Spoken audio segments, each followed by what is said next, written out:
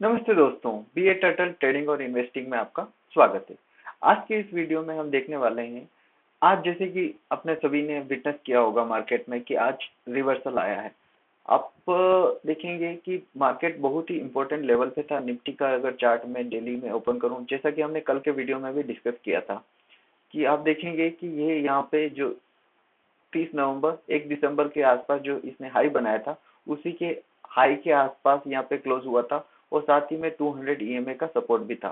और हमने डिस्कस किया था कि यहाँ से निफ्टी रिवर्स हो सकता है। और कल पूरे दिन, कल के मतलब कि हम बात करें गुरुवार को, तो पूरे दिन ये 11 बजे से 3 बजे तक एक कंसोलिडेशन जोन में रहा, बहुत छोटी रेंज में ही ट्रेड कर रहा था और बहुत सारे स्टॉक्स ने उस दिन रिवर्सल भी शो किया था। तो और आज के दिन भी काफी स्टॉक्स में रिवर्सल शो किया है, साथ ही साथ में निफ्टी और बैंक निफ्टी में भी आज रिवर्सल शो किया है। अभी ये तो कुछ स्टॉक रिवर्सल शो कर रहे हैं और कुछ स्टॉक अभी अपने लाइफ टाइम हाई भी बना रहे हैं और काफी ऊपर ओपन हो रहे हैं, जो कि हम अपने इंट्राडे और पोजिशनल स्टॉक स्कैनर पीके 001 से पता करते हैं, जिसमें कि हमारा बोलिंजर बैंड का स्क्वीज का कंडीशन है और उसके बाद ब्रेकआउट का कंडीशन। तो इसमें आज हमारे 4 स्टॉक स्कैन हुए हैं। चारों स्टॉक्स के नाम बता देता हूँ। सपंदाना स्फूर्ति फाइनेंस लिमिटेड, मंगलम सीमेंट लिमिटेड है और महामाया स्टील इंडस्ट्री लिमिटेड है और परसिस्टेंट सिस्टम लिमिटेड है। ये 4 कंपनी है और इनके रिटर्न आपके सामने मेंशन है। तो अब हम एक एक का चार्ट ओपन करके देख लेते हैं कि ये कहाँ पे है चार्ट में पोजीशन। तो जो ये वाली कंपनी है, सपंदा स्फूर्ति फाइनेंस लिमिटेड, सपंदा स्फूर्ति फाइनेंस लिमिटेड काफी समय से इस रेंज में कंसोलिडेट हो रही थी। आप देख सकते हैं लगभग ये तारीख है अगस्त की, अगस्त 27 अगस्त से सॉरी 27 जुलाई से ही ये इस लेवल में कंसोलिडेट हो रही है और अब इसने इस लेवल को ब्रेक करके ऊपर में क्लोजिंग दी है और वो भी आप देखेंगे तो काफी अच्छे वॉल्यूम के साथ इसने क्लोजिंग दी है। बोलिंजर बैंड के स्क्वीज को इसने ब्रेक किया है और पीछे के काफी मतलब लगभग 3 महीने के हाई को इसने ऊपर की तरफ ब्रेक करके ऊपर की तरफ क्लोजिंग दी है। तो इसमें अभी एक तरह का ब्रेकआउट हुआ है और इसमें हम पोजीशन बना सकते हैं। इसके हमें फाइनेंशियल चेक कर लेने चाहिए। फाइनेंशियल चेक करने के लिए हम स्क्रीनर डॉट इन का यूज करते हैं जनरली। तो हम स्क्रीनर पे चलते हैं और इसके फाइनेंशियल देख लेते हैं, क्या इसके फाइनेंशियल भी उतने स्ट्रॉन्ग है जिस तरह से ये ऊपर बढ़ रही है, या फिर कोई रेंडमली इसे बढ़ रही है। तो अगर आप देखेंगे तो इसका जो प्रमोटर्स होल्डिंग्स अच्छी है, आर ओ सी 5.97 है, आर ओ सी 5 ईयर का देखेंगे तो 12.1 है। और प्रॉफिट की तो बात करें तो ये अभी कंपनी नुकसान में चल रही है, मतलब प्रॉफिट वेरिएशन काफी घटता जा रहा है, कैश फ्लो भी इसके पास कम है और पिटरस की स्कोर भी बहुत कम है। मतलब फाइनेंशियली तो ये कंपनी स्टेबल नहीं है, लेकिन फिर भी इसमें एक अप ट्रेंड है और ब्रेकआउट भी हुआ है। आप देख सकते हैं यहाँ पे प्रोस और कॉन्स का भी कंपेयर करें तो कौन सी इसके ज्यादा है, प्रो कम है। और इसका पी की भी बात करूं तो पी भी कुछ स्टॉक का पी तो 18.1 है, बुक वैल्यू से डबल के आसपास ट्रेड कर रही है, लेकिन इसके फाइनेंशियल ज्यादा अच्छे नहीं है। अगर इन्वेस्ट करें तो बहुत कम क्वांटिटी में ही इन्वेस्ट करें या अपना रिस्क समझ के ही इन्वेस्ट करें, क्योंकि इसके फाइनेंशियल उतने अट्रैक्टिव नहीं है। दूसरा है मंगलम सीमेंट लिमिटेड। तो मंगलम सीमेंट लिमिटेड ने भी आज 6.5% के आसपास का रिटर्न दिया है और अगर हम इसका चार्ट देखें तो ये भी काफी समय से इस रेंज में कंसोलिडेट कर रही थी और उसने यहाँ पे एक बार ब्रेकआउट देने की कोशिश की थी, लेकिन ऊपर जाके अगेन नीचे ही क्लोज हुई थी। इंट्राडे में ऊपर गई थी लेकिन नीचे क्लोज। आज इसने ऊपर में ही क्लोजिंग दी है और वॉल्यूम भी आप देखेंगे तो बहुत ही अच्छा वॉल्यूम के साथ इसने ब्रेकआउट दिया है। तो मंगलम सीमेंट का जो है ये भी एक अच्छा पर्सपेक्टिव है। इसको हम चेक कर सकते हैं कि क्या इसके फाइनेंशियल अच्छे हैं। तो आई थिंक इसके फाइनेंशियल अच्छे होंगे, पर अपन चेक कर लेते हैं, ऐसे पता नहीं चलता है कि क्या अच्छे। हाँ, तो आप देखेंगे कि इसका आर ओ सी 7.79 है, आर ओ सी 5 ईयर्स का 11.6 है और प्रॉफिट भी अच्छा है। कैश रिजर्व भी ठीक ठाक है और पिटर्स की स्कोर भी 6 है आउट ऑफ 9। तो मतलब एक रीजनेबली स्टेबल कंपनी कर सकते हैं। और मार्केट कैपिटल भी 1000 करोड़ के आसपास है, मतलब कि 100-200 करोड़ की कंपनी नहीं है और काफी समय से अप ट्रेंड में है।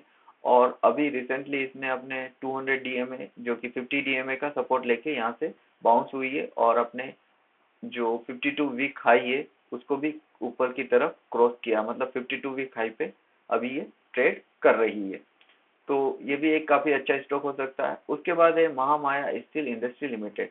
तो महामाया स्टील लिमिटेड अभी भी इतना अट्रैक्टिव नहीं हुआ है, क्योंकि आप देखेंगे तो सामने ही इसके दो यहाँ पे रेजिस्टेंस आपके सामने ही, और लगभग इसी लेवल 84 86 लेवल पे ही आपको दिख जाएंगे। और ये इसी लेवल के आसपास गया था और अगेन वापस नीचे आ गया है। तो मतलब अभी इसमें इस लेवल के ऊपर अगर जब क्लोजिंग मिलेगी तब इसमें हमें बाइंग की अपॉर्चुनिटी मिलेगी। आज के लिए इसको छोड़ सकते हैं। और फिर है परसिस्टेंस। तो परसिस्टेंस में क्या हुआ है वो हम देख लेते हैं। तो परसिस्टेंस में भी ऊपर की तरफ आप देखेंगे कि ब्रेकआउट हुआ है, क्लियर ब्रेकआउट हुआ है। पहले भी देखेंगे तो यहाँ पे इस कैंडल पे ब्रेकआउट दिया था, उसके बाद काफी अच्छा मूव किया। और अभी भी ये जैसे फ्लैग एंड पॉल जैसा बनता है, पॉल बना है, फ्लैग बना है, कंसोलिडेशन हुआ है और ऊपर की तरफ ब्रेकआउट दे रहा है। तो ये एक अच्छा पैटर्न है। तो परसिस्टेंस के लिए भी इसका भी अपन वो देख लेते हैं। फाइनेंशियल्स इसके, मतलब फाइनेंशियल बहुत ज्यादा पुअर नहीं होने चाहिए।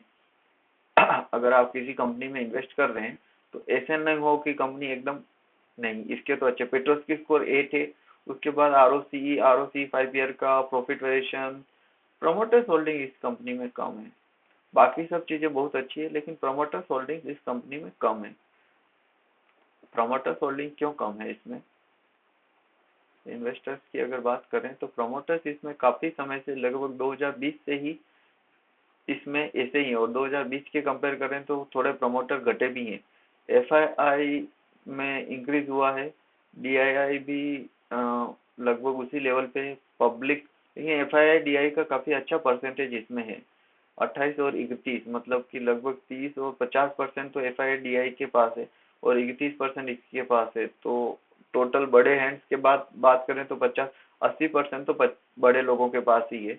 और पब्लिक के पास 16% है और अदर्स के पास 1.97% है। तो ये कंपनी भी अच्छी है और अच्छा ब्रेकआउट दिया है इस कंपनी ने, तो इसको भी कंसिडर कर सकते हैं। तो ये वीडियो हम यही सब खत्म करते हैं। और इसमें बैक टेस्टिंग के लिए भी बहुत सारे स्टॉक्स हैं, आप देख सकते हैं कि इसमें काफी अच्छे रिजल्ट देता है। कुछ कुछ स्टॉक्स तो आपके 2 गुने 3 गुने भी हो जाते हैं। अभी ये रेंडमली 9 तारीख का हमने उठाया है, देखते हैं इन स्टॉक्स का क्या हुआ है। तो चेक कर लेते हैं 9 तारीख को।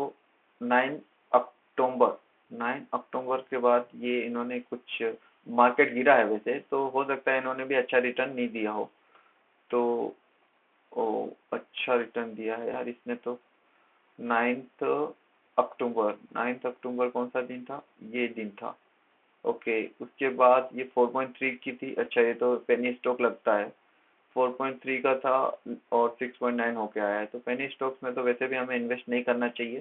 पीजीईएल, पीजी इलेक्ट्रिक, इसने 9 तारीख के बाद हमें क्या किया था? ओ भाई साहब, इसने भी अच्छा रिटर्न दिया है। 1859 पे था और देखिए 2100 होके आया है। अभी रिसेंटली मार्केट ड्रॉप हुआ है, उसमें ये भी ड्रॉप हुआ है, उसके बाद अगेन ये भी रिवर्सल पैटर्न बना रहा है, तो इसमें अगेन एंट्री का चांसेस है। तो ये काफी अच्छे रिटर्न देता है। स्टॉक्स भी लिमिटेड आते हैं, 17-18 स्टॉक के आसपास आते हैं। उसमें से अगर आप उनका फाइनेंशियल और चेक करेंगे तो और आपके लिए कम हो जाएंगे। आप स्क्रीनर का जरूर यूज करें। आप तुरंत जो भी कंपनी उसमें आती है एक बार देख लें कि कोई रेजिस्टेंस तो नहीं है नियर एकदम उसके पास में। और अगर ऊपर में खाली आसमान है तो या एटलीस्ट 1 साल के लिए तो खाली आसमान होना ही चाहिए। 1 साल का पीछे का चार्ट देखेंगे तो वो खाली आसमान होगा, तो काफी अच्छा है आपके लिए, क्योंकि बॉटम से आते हैं तो बहुत सारे रेजिस्टेंस आपको मिलते हैं। तो वीडियो अच्छा लगा हो तो लाइक करें, चैनल को सब्सक्राइब करें और बने रहें बी ए टर्टल ट्रेडिंग और इन्वेस्टिंग के साथ। और अगर आपको ये स्कैनर यूज करना है तो डिस्क्रिप्शन में लिंक है, आप उसके यूज कर सकते हैं। Thanks for watching.